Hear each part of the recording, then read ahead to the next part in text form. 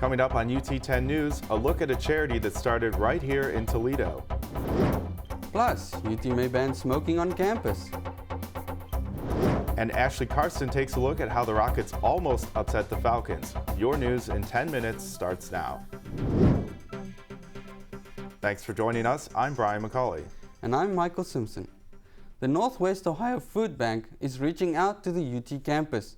The food bank is sponsoring the You Can Help food drive with support from the College of Business and other student organizations.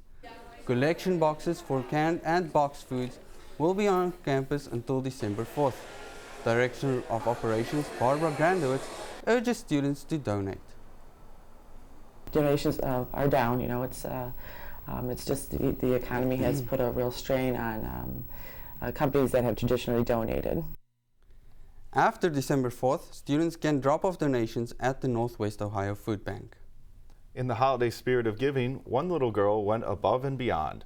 5 years ago, Hannah Turner saw a man at Cherry Street Mission with no socks. The 4-year-old offered to give the stranger hers. This gesture began what is now Hannah's Socks, an organization which donates socks to the less fortunate. The charity began in Toledo and is now spreading throughout Ohio. And we've just added 3 new shelters, one in Akron called Springtime of Hope, one in Dayton, which is the Catholic Social Services, and one in Cleveland, which is the Walk of Faith Community Center. To donate, please visit www.hannahsocks.org. Some students had their own special dinner last week for Thanksgiving. That's right. Reporter Ilu Feng takes us around the table. Many UT international students were invited to a special Thanksgiving dinner at Grace Church last week. On November 25th, UT Student Organization Tunguska and other local churches co-organized this holiday event.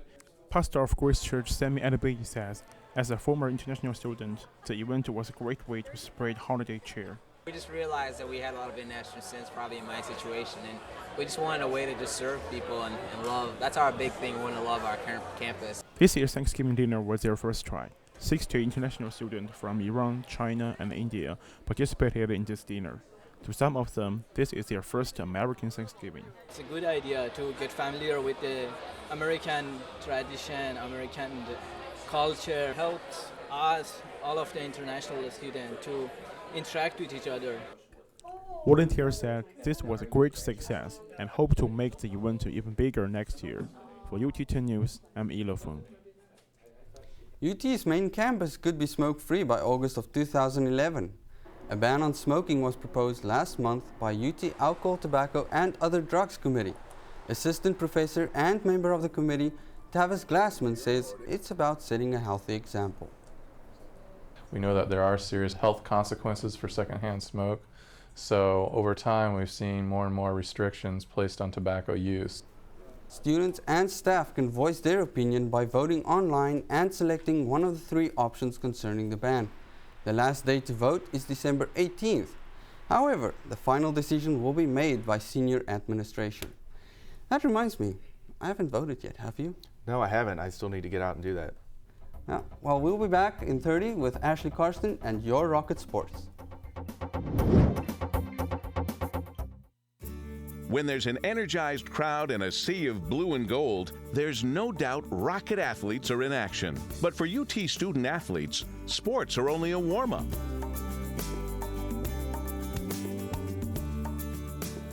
Hi, I'm Michael Bryan. Our athletes achieve more than just superior athletic recognition.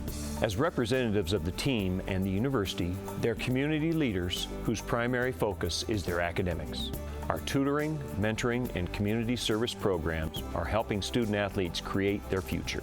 Discipline and structure in athletics transfers into a strong work ethic in the classroom and in life.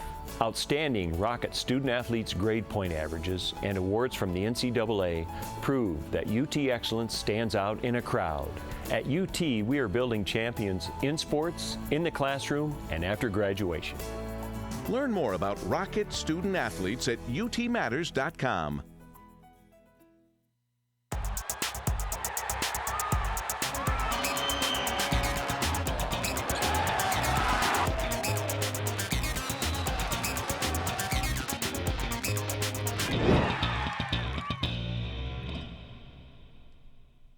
Welcome back. I'm Ashley Karsten, and this is your UT 10 Sports. While the basketball team spent the Thanksgiving holiday on the road in 2 national tournaments, the football team traveled to Bowling Green to face the Falcons. UT started out the Battle of I-75 a little shaky. In the first half, BG scored 3 touchdowns and a field goal, making the score 24-0. But the game wasn't over just yet.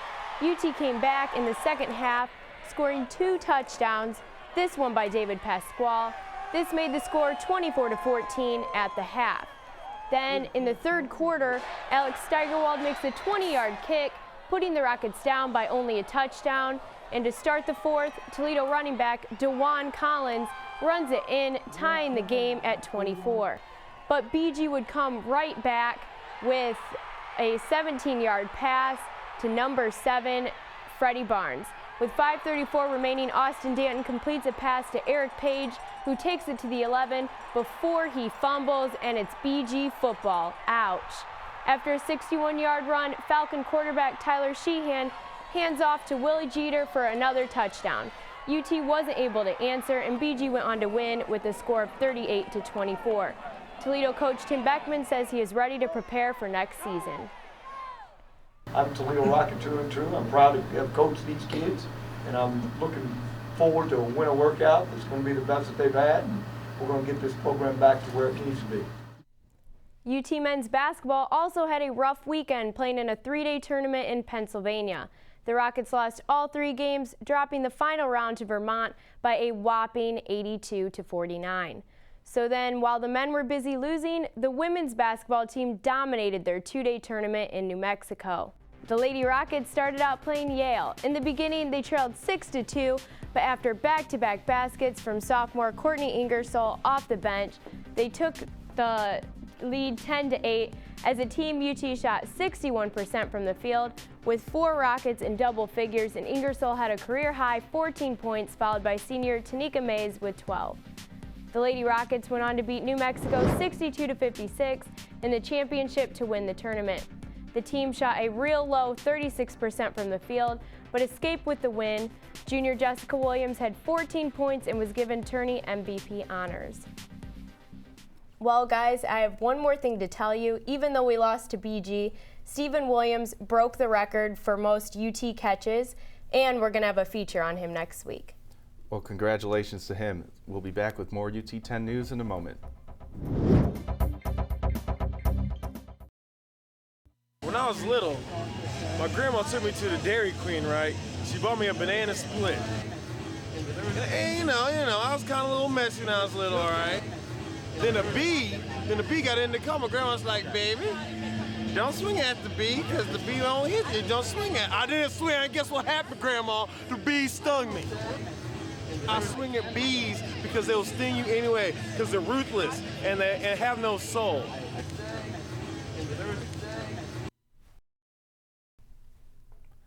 "2801 Bancroft used to be the common address for all buildings on UT's campus. Yes, but not anymore. Reporter Jasmine Neilson tells us how the numbers are changing on buildings.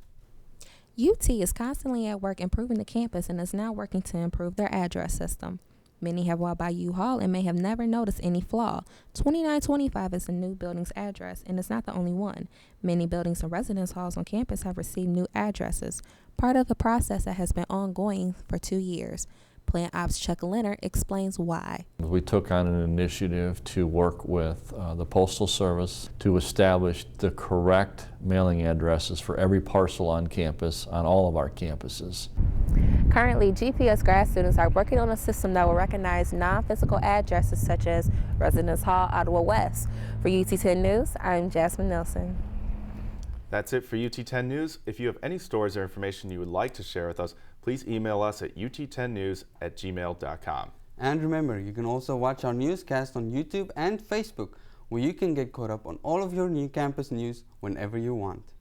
For Bryan, McCauley, Ashley Karsten, and all of our crew, I'm Michael Simpson. Have a great week and stay tuned for more news from the UT campus.